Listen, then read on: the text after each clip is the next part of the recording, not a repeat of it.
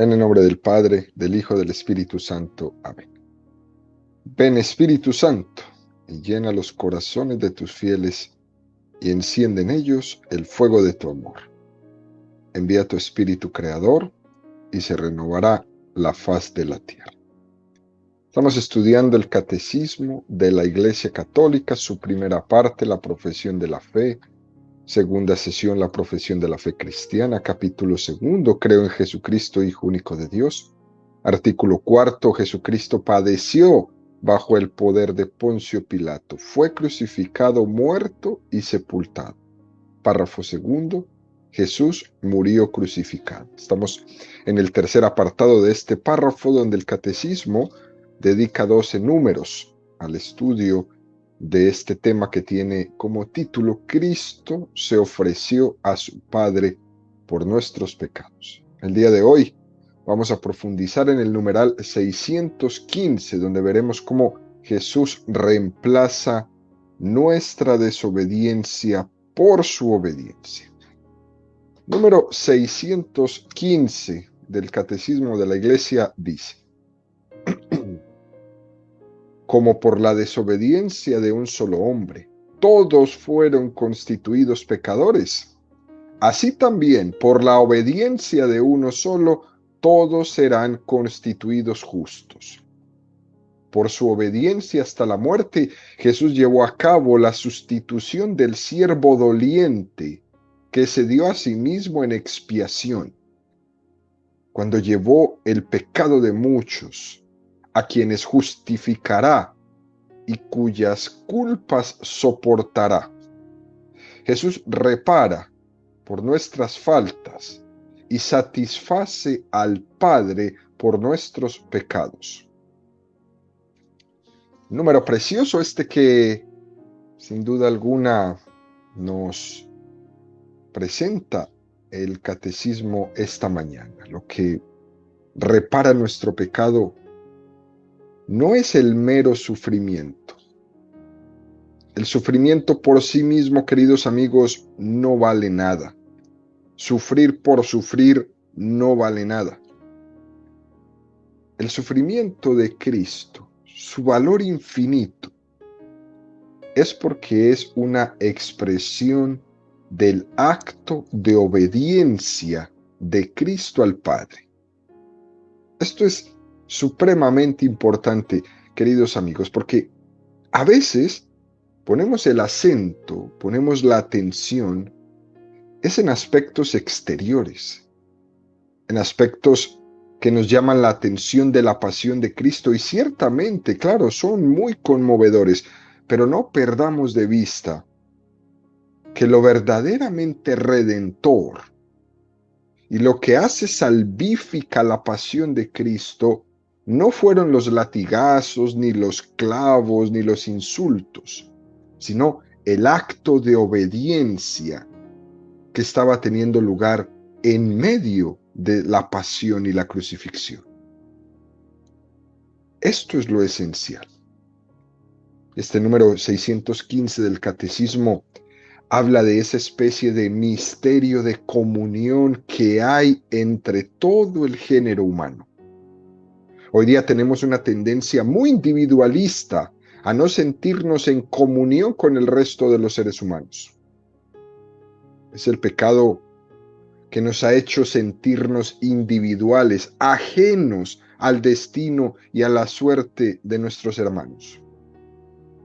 Sin embargo, no es esa la imagen del género humano que se ve revelada en la Sagrada Escritura. Se nos revela un género humano que ha salido de las manos de un padre y que la opción de uno afecta a todos los demás. En una familia, lo que hace uno de los hijos afecta a todos los demás. Romanos 5:19. En efecto, así como por la desobediencia de un solo hombre todos fueron constituidos pecadores, así también por la obediencia de uno solo todos serán constituidos justos. Existe una misteriosa pero real conjunción en el destino común de los hombres. Lo que Adán hizo, que era como nuestro hermano mayor, esa desobediencia nos afectó a todos. Y aquí San Pablo afirma que Jesús, habiendo tomado la naturaleza humana en la encarnación, todos estamos incluidos en esa humanidad de Jesucristo. Este es el misterio de la comunión del género humano. Por eso podemos decir que si el pecado de Adán, como tenía nuestra propia naturaleza y era nuestro hermano mayor, nos afectó a todos, también la obediencia de Jesucristo, porque tenía nuestra propia naturaleza humana también nos afecta a todos. Es un misterio que nuestra cultura individualista le cuesta muchísimo entender. Fijémonos, queridos amigos, nuevamente en ese relato que tantas veces hemos comentado en nuestras catequesis, el momento cuando Caín comete el crimen contra su hermano Abel y Yahvé le pregunta, ¿dónde está tu hermano? A veces nosotros hemos perdido la perspectiva de que Adán era nuestro hermano.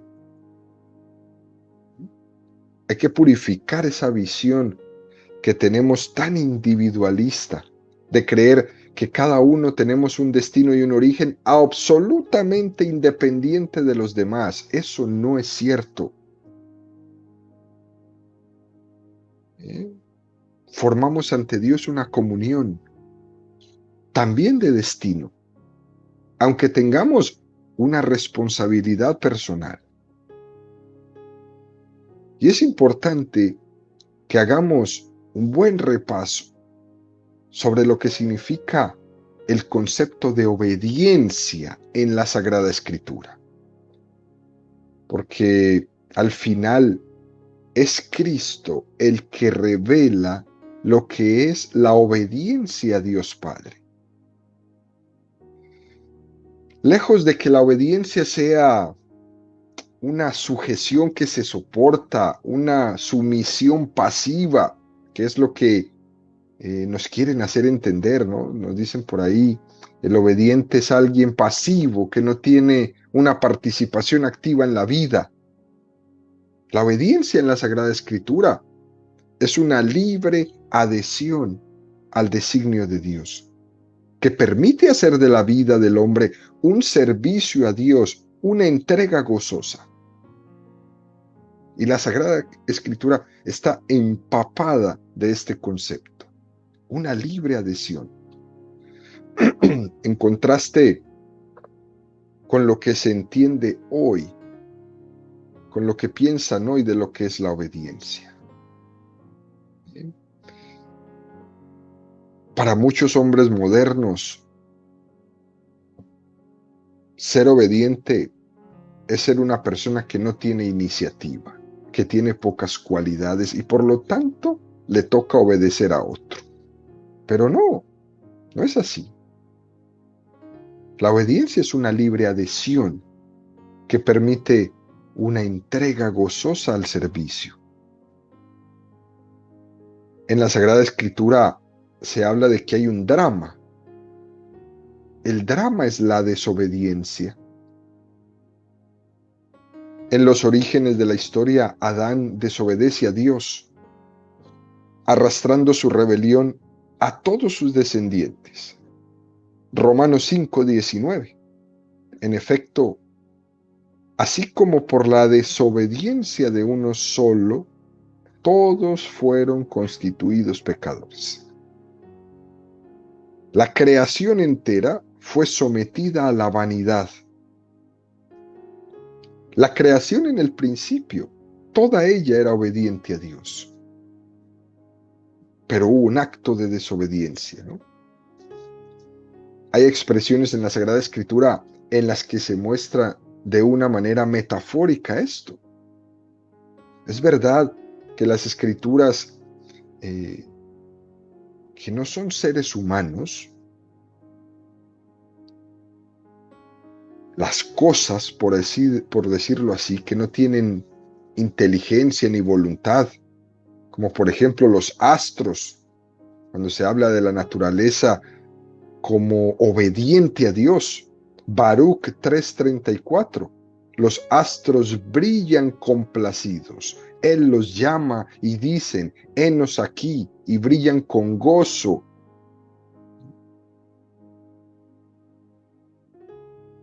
Es algo metafórico, pero muy precioso, que está evocando el plan originario de Dios y nos está enseñando que toda la creación es obediente a Dios.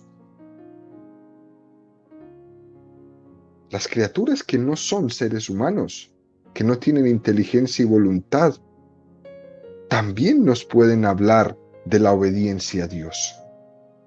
Hasta ciertos milagros que hizo Jesús cuando calmó los vientos y la tempestad, el mar le obedecía a Jesús. ¿Y quién es este que hasta el mar le obedece?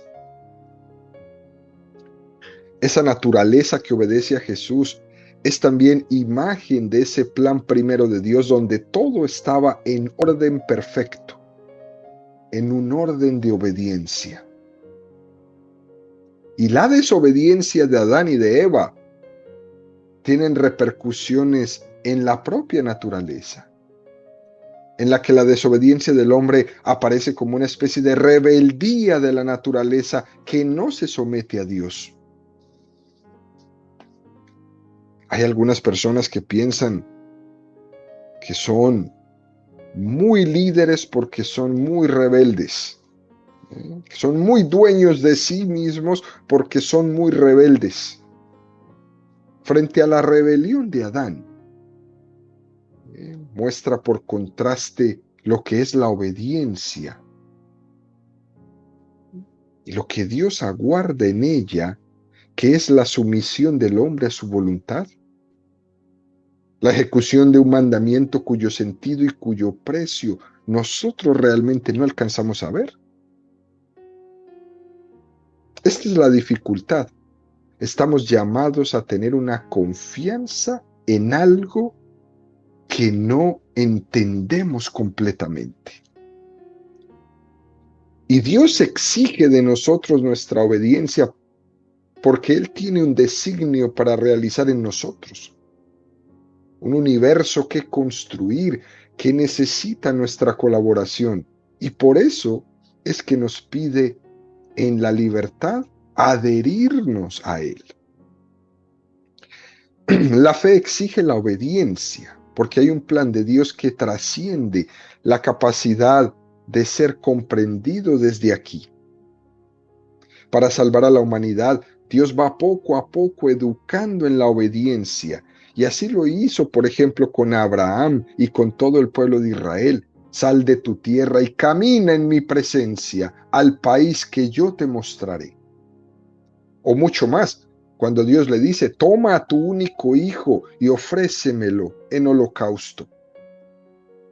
Toda la existencia de Abraham reposa en la palabra de Dios, en la obediencia.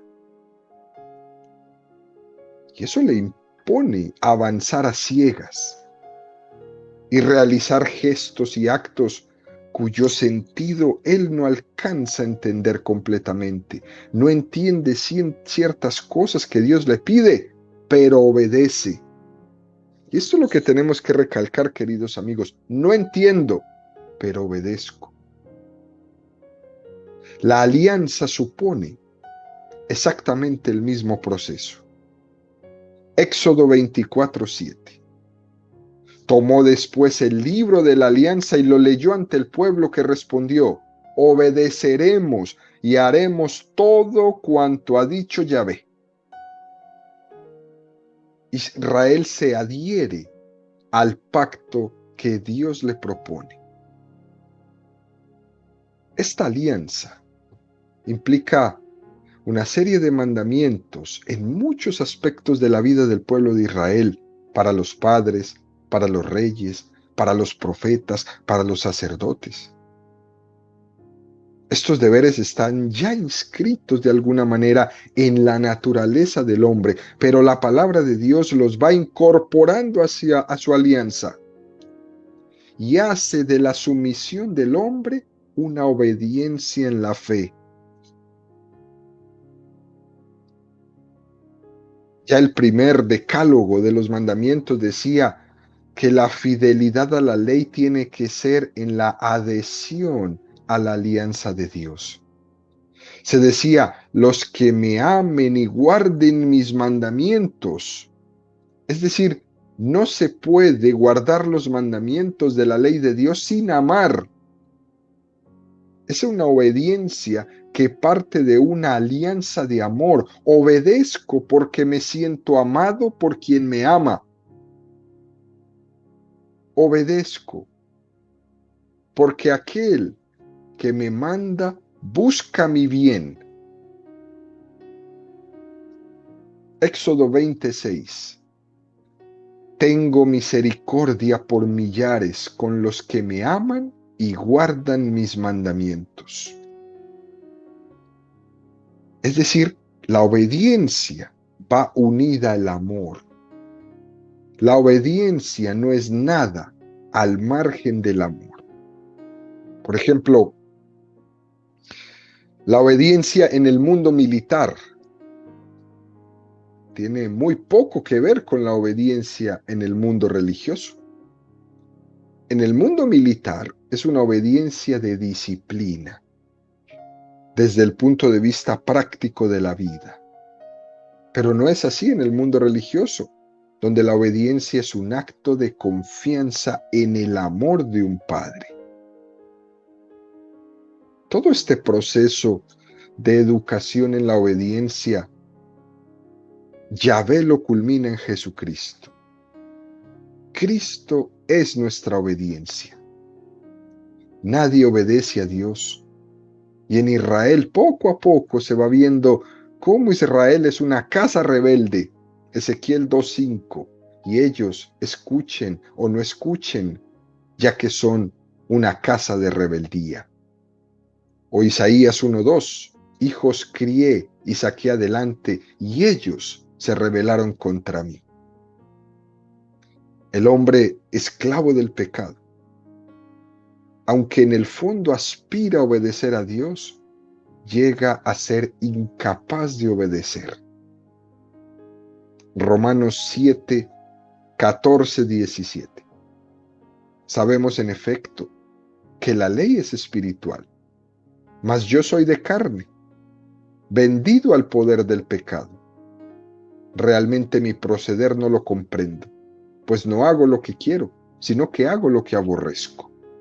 Y si hago lo que no quiero, estoy de acuerdo con la ley en que es buena. En realidad, ya no soy yo quien obra, sino el pecado que habita en mí. Y aquí es donde viene Jesucristo, el obediente, aquel que en su obediencia nos capacita para obedecer.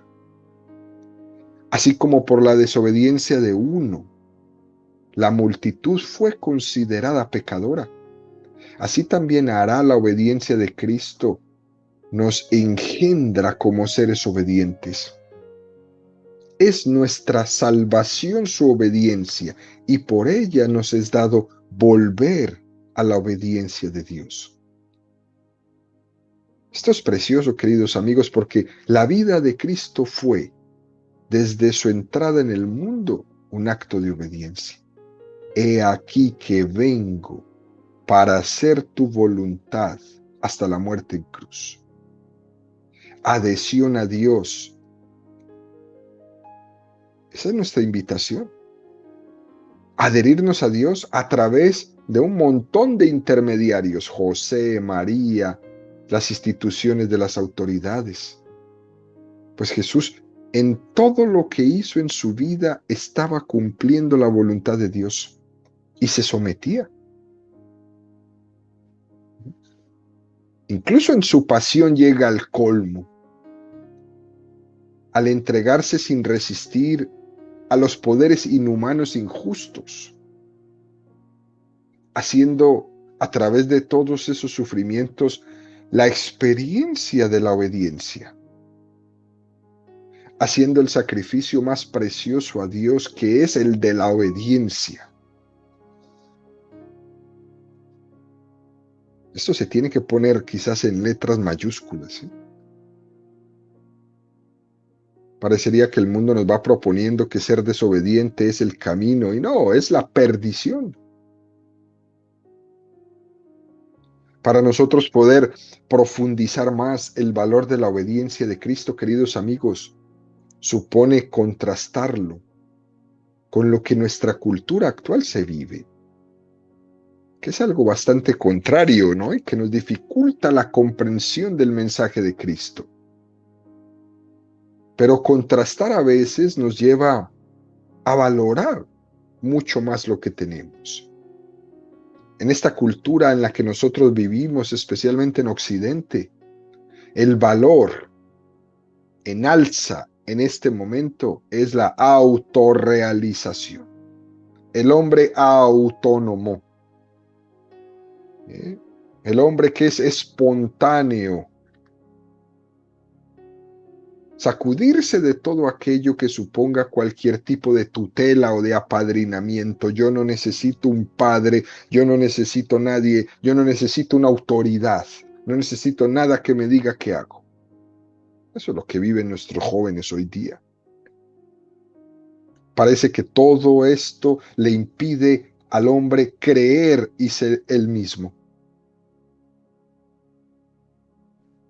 El ideal máximo del hombre de nuestro tiempo es ese: sé tú mismo, solo. La de la espontaneidad contrapuesta al dominio propio. Tú no te domines, tú déjate llevar, sé espontáneo. Por eso hoy salen de una manera, mañana de otra. Se pintan el pelo, mañana de otro. No hay una consistencia en nada. Se cambia de trabajo cada semana. Se empieza un libro y nunca se termina. Se empieza una carrera universitaria y nunca se termina. Se va a la escuela y tampoco se termina.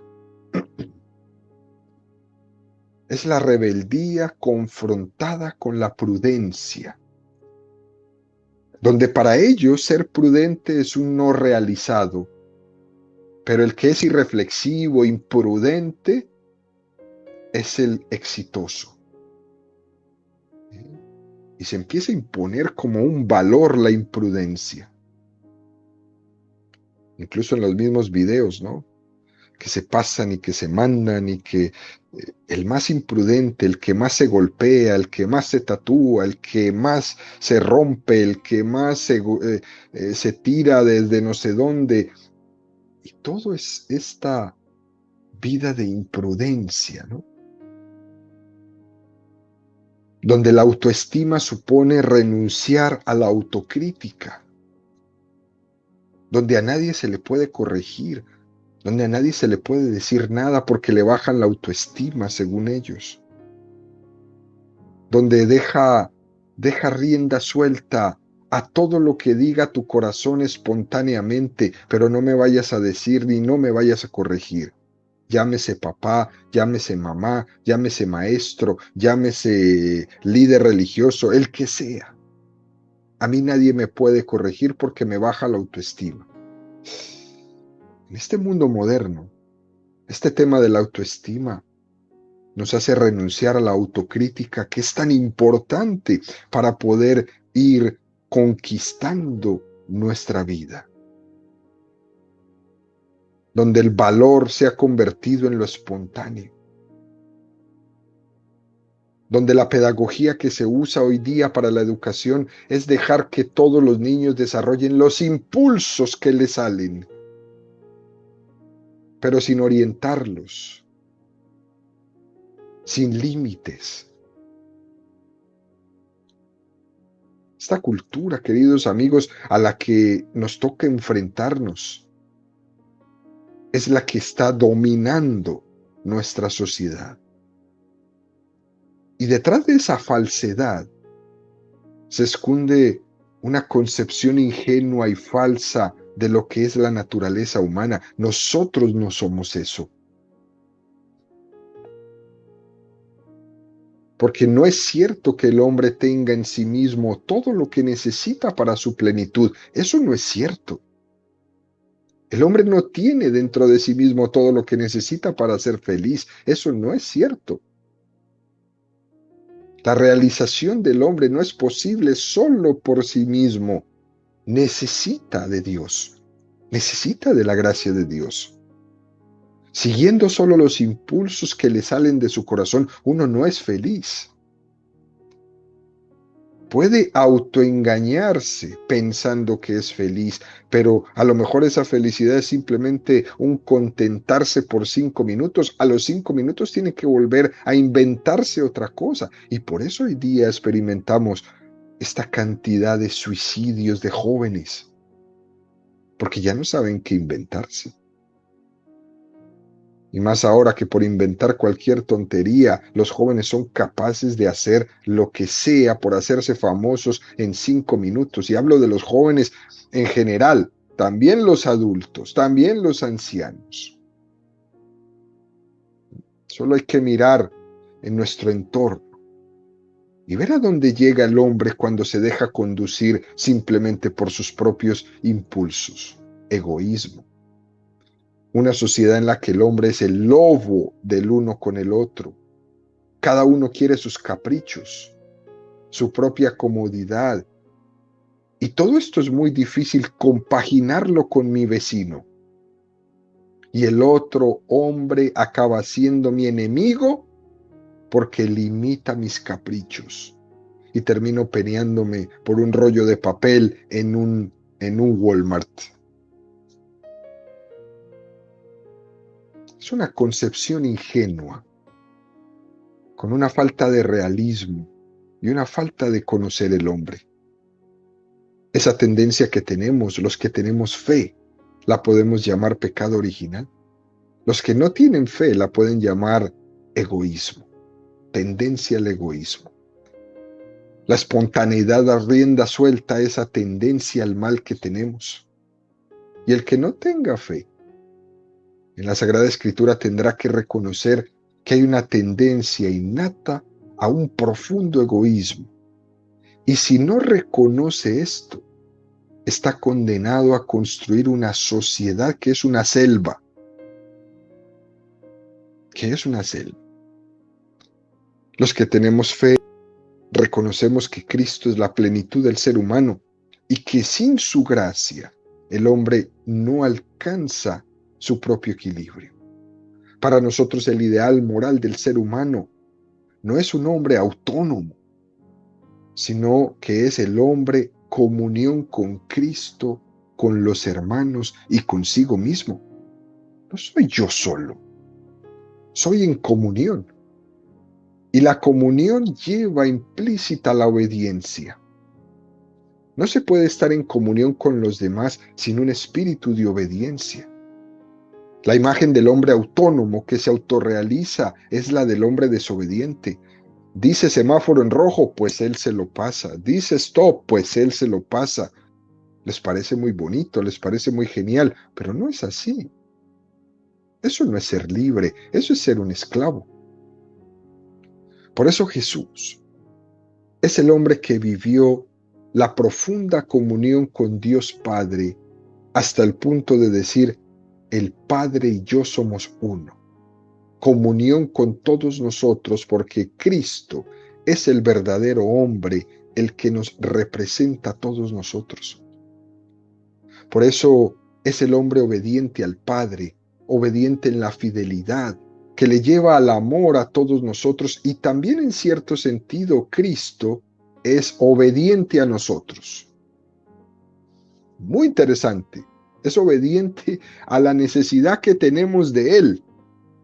Cuando un sacerdote en la Eucaristía dice, tomad y comed, esto es mi cuerpo, Cristo obedece al hombre y se hace presente ahí en el misterio de la Eucaristía.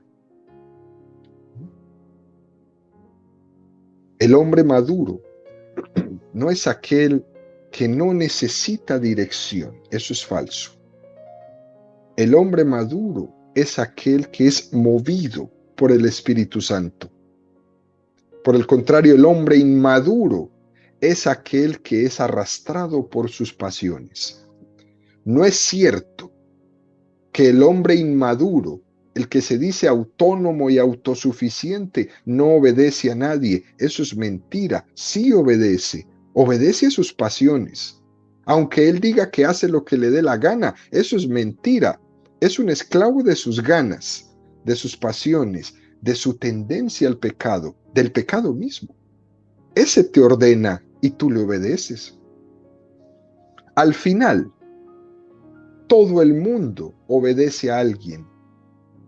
O obedeces a Dios o le obedeces a Satanás, pero aquí todo el mundo obedece a alguien. O somos movidos por el Espíritu Santo, o somos movidos por nuestras pasiones, por Satanás. No hay punto medio. Y es muy importante que no nos engañemos en esto.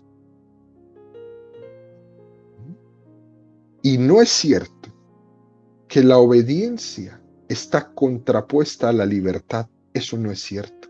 Ser obediente es plenamente compatible con ser libre.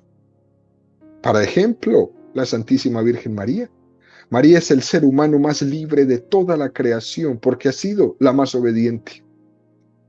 Jesucristo como persona divina, pero también con su naturaleza humana, es el que nos da el máximo testimonio de la libertad cuando dice: a mí nadie me quita la vida, soy yo el que la doy voluntariamente. Cristo es libre porque es obediente al mismo tiempo. San Agustín decía, queridos amigos, ser libre no es hacer lo que a uno le dé la gana, sino tener la capacidad de determinarse para el bien. Poner todas nuestras cualidades y talentos en función del bien, sin que haya nada que nos esclavice y nos lo impida. No permitamos que nos hagan creer que quien es obediente no es libre. No permitamos eso. Cristo es el obediente, el que nos descubre que nuestra vocación es a la comunión y a la obediencia con Dios, a la comunión y a la obediencia con nuestros hermanos, a la comunión y a la obediencia con nuestra propia conciencia. Muy importante esto, queridos amigos. Obedientes a Dios, obedientes a nuestro hermano y obedientes a nuestra propia conciencia. Una de las manifestaciones de la desobediencia de nuestra cultura es la inconsistencia, la inconstancia de quien se compromete y se cansa al momentito, al cabo de un pequeño tiempo. Nuestra cultura se caracteriza mucho a ese picar de flor en flor, buscando cosas nuevas, experiencias nuevas.